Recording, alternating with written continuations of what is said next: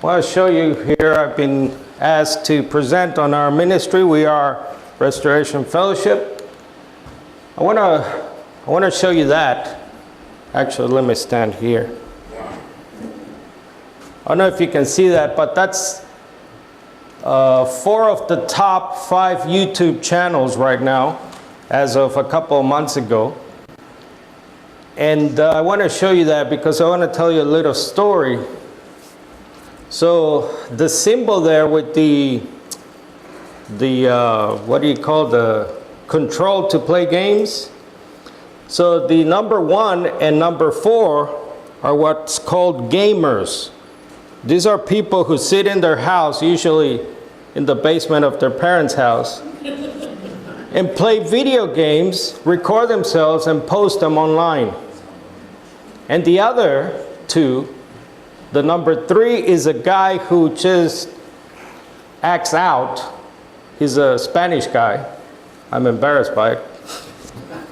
But it's quite something to watch this guy's videos. He just acts out like a little kid. He's an adult in his 20s, and the number 2 is an awful rap, sort of pop, sort of singer.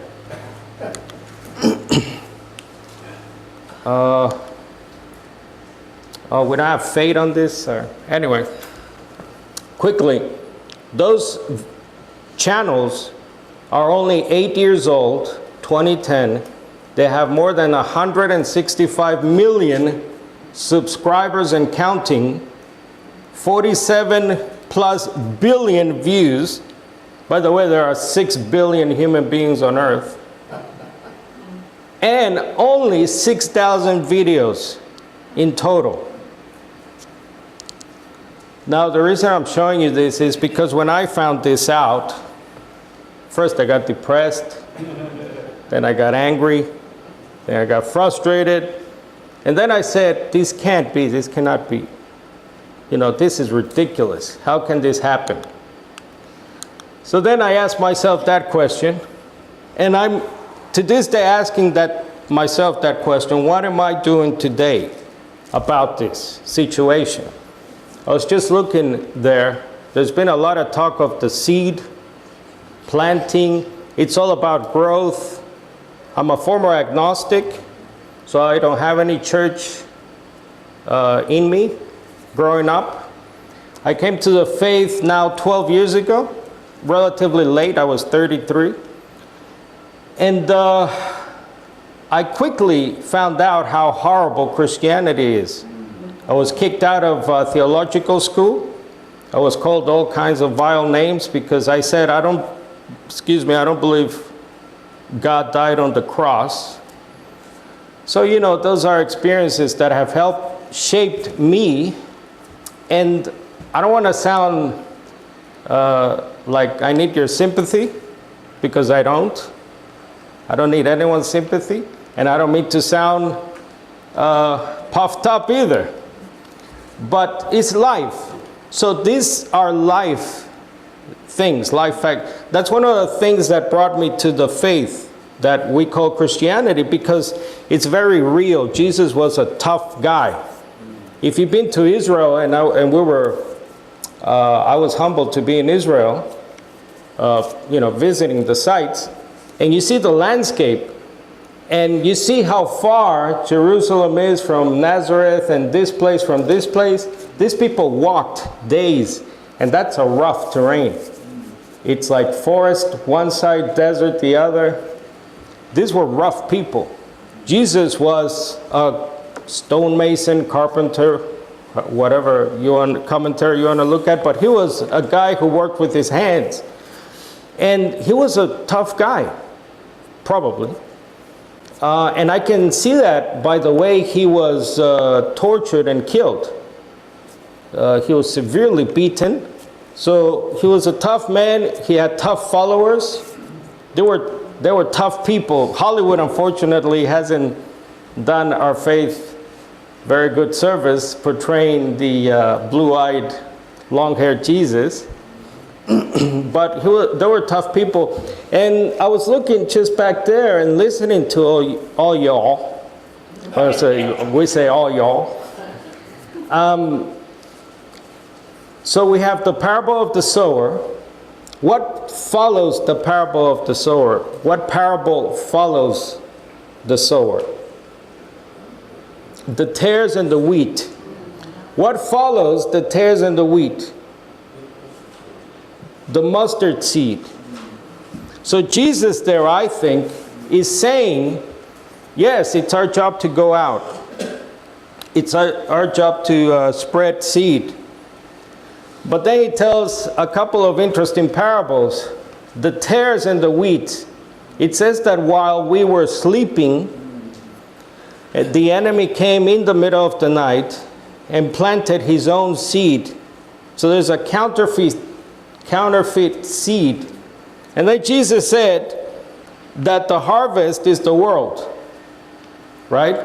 And the planters are you. And what comes up is your product. And I listened to some of you, Elaine's children. I'm sorry about your child that is an activist for whatever that is. I don't want to be too mean, but so the field, the world is overgrown. There are few good seeds left. And that's been the case since Jesus said that. That was 2,000 plus years ago. So, and the other thing about it is that it follows the mustard seed. What's that about? Then Jesus says, well, you know what? Then that seed is small. It's the smallest seed of all. Think about that. When I left Australia, Sydney, the little church I was in, I grew up in, I said to them, if you ever get big, if you ever have growth, we all want growth.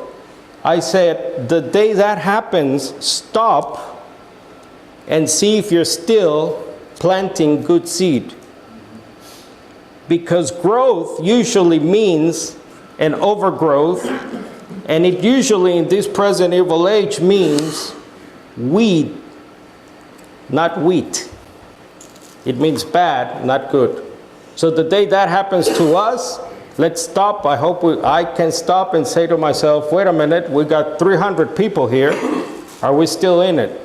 Are we still planting good seed? I think that's what Jesus is trying to get at. So what's the strategy quickly? We'll try and do more. So the little seed, remember, Jesus said it produces a lot of fruit. Although it's the smallest. So I think one of the strategies that I'm applying, and I'm just telling you this as an example, people will take from it what you will, but I think it's to try and do more with our talents, ourselves. I heard the story of Elaine, her husband, reminds me of my father, your ex, sorry, reminds me of my father who, I don't want to dump on my father, but you know, some people tend to blame church, blame so-and-so who says they're Christian and look at how they're living and then just leave the faith altogether. No, we got to be that small seed, the rare one that gives fruit. So the strategy there is more. Let's do more. We got the Guild's website. These banners represent a couple of websites. Apart from focusonthekingdom.org we have. Internationally, what are we doing with the seeds we have planted in other places? The first one you see, Faith of Abraham, that's Pastor Alex Davila, who designed, by the way, these banners and designs our websites. We have there Alexander in Switzerland, a German website there, and the Russian website from, sorry, his name? Maxim, I forget that. Maxim, there it is. So let's motivate the seeds we have planted to get going as well. We have Majo, an Indian fella who's now in Saudi Arabia, I believe. Oman. Majo is his name officially. Majo. So now these are the YouTube channels. We have our friend again from Switzerland, Alec, with his YouTube channel below there. We have the Iglesia Cristiana La Fe de Jesus. Our pastor friend in Nicaragua, Alex, our designer, he just converted a pastor. And the church is about 50 strong, so that's a great news. So he designed this YouTube channel for them. We met the pastor and his wife, so let's pray for that. And we have other YouTube channels there, the Trinity Delusion. I don't know if you know brother, he calls himself Brother Cal. He's a bit of a lone wolf, but he's very popular, and he's got very good material there. Let's see, and then the public marketplace. And to us, it's Facebook. It's the social network sites, right? The Twitters, the Instagrams, etc. But I focus a lot on Facebook. And then you can do groups, right? Facebook groups. You have the first one there, which is our Focus on the Kingdom or Restoration Fellowship group. And then the second one is the Restoration Fellowship Church. And there's a link for our live streams with Anthony at 10:30 a.m. Eastern Standard. So this is the public marketplace to someone, you know, we've talked about places to discuss, dialogue, and debate. And as my big sis says, let's try and be patient with those people and us as well. Other things we can do. So I'm spoiled. I got Anthony Buzzard. So what did I think about early on? I thought, well, Anthony's always, let's go viral. How do we go viral? And I've written, you know, I got so much material, you know, why do I have to keep writing or whatever? And I'm like, yeah, I think that's correct. I think we gotta get this stuff out there. So how else can we get all our stuff out there? So I did a little for the marketplace, quick bites with Sir Anthony. I do now Zoom. Zoom is very good. It's sort of like Skype. Most of you know about Skype, I'm sure. FaceTime, things like that. But Zoom is excellent because other people watching you, listening to you, can actually interact and get online and talk to you, and you can see them and hear them. So we do Q&As, which is they're very popular, twice every 2 weeks. And at one time, I myself was doing live Bible studies with other people who were interested. There are a lot of people in isolated places. They don't have fellowship, they don't have this, so they need the internet. Pastor Alex said, if you're not on the internet, you don't exist. Unfortunately, that's true. So we got to get on the internet, as someone once said. And other things, some years ago, I had Dr. James McGrath, who's a famous evangelical scholar. He was nice enough to reply to our emails, and he agreed to a conversation with Anthony. And we also had the other scholar there, Daniel Kirk, and we had a little Zoom. These are all on this format called Zoom meeting. You can ask me about that. Our local communities, I reached out to the local mosque in Fayetteville, Georgia, and we got Edward Mitchell, very nice man. He's a Muslim, of course. He's an ex-lawyer. He's actually the representative of CARE, which is the, what's it stand for? Council of American Islam Relations. You know that group CARE. If you watch Fox, you hear a lot about CARE.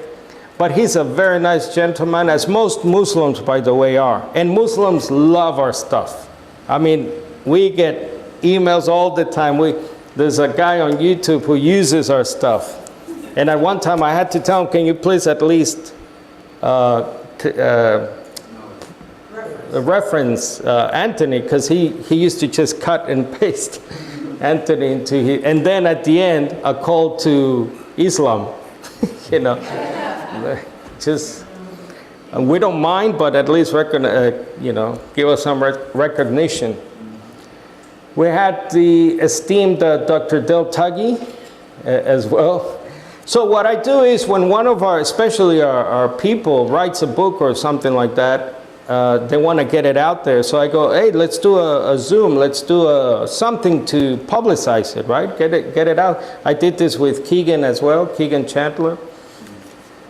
And things like that. Now the feedback, let's see. So this is the good. I have to turn around, sorry, because So we got lots of good information here. Well done. I never knew how an abortion was performed. They need to show this video in sex education classes in schools. Thank you for your encouragement, Mr. Buzzard. And then I just wanted to say thank you for all your hard work. Having a passion for the truth is a difficult task for many, especially when it leads to a recognized need for spiritual surgery. In the recent months, I have started to read the Bible in a new way, and I can't explain how grateful I am to persons like yourself for helping me to learn how to know the only true God and Jesus Christ whom He sent. I look forward to watching more videos, reading more of your books. And then I love these short and precise explanations. Keep up the good work. And that's in reference to, I've neglected to put it here, to a thing I've been doing where I'm just putting up our PowerPoints. You know, over the last 8 years, I got so much stuff, and I said, I need to get this out somehow, somewhere, some way. All these quotes, all these, references. So I don't know, if you visit our YouTube channel, you'll see what I'm doing. It's between 5-minute, 10-minute presentations, because we have such a short span. The bad? Sorry? So, good. So now it gets fun. Why does Anthony reject the gift of the Holy Spirit? He believes that speaking in tongues is not for today, in opposition to Acts 2:39? Question? I don't think that was a question. True. It's absolutely false what he says. Right. Sounds like the JW lie. Cannot logic away hell, particularly when it's problematic logic. There's no such thing as death or non-existence on the other side. When you die, peace or torment, take your pick. Sounds like a Catholic, or it could be evangelical, by the way, which is funny. And then you state that not being baptized in water is disobedience to Jesus. Can you show where Jesus commanded us to be baptized in water? Please do not use corrupted scriptures. A lot of our people, unfortunately, fellow Unitarians, believe that Matthew 28:19 is a corruption. Go and baptize, preach the gospel, etc. And now the really ugly. Keep spreading your hate. It's people like you that keep evil alive. You know, I will destroy you all. The wrath of God is in me. I don't know why you keep repeating the same errors. I am the Parakletos. And then Debbie's always commenting. By the way, I have to filter all this. There's profanity as well, but I have to, obviously. LOL, you commit blasphemy and call God a liar. John 1:1 states, Jesus is the Word, in the beginning was the Word, etc. So, let's see, is that it? Yep, that's it. So, that's just a little... Does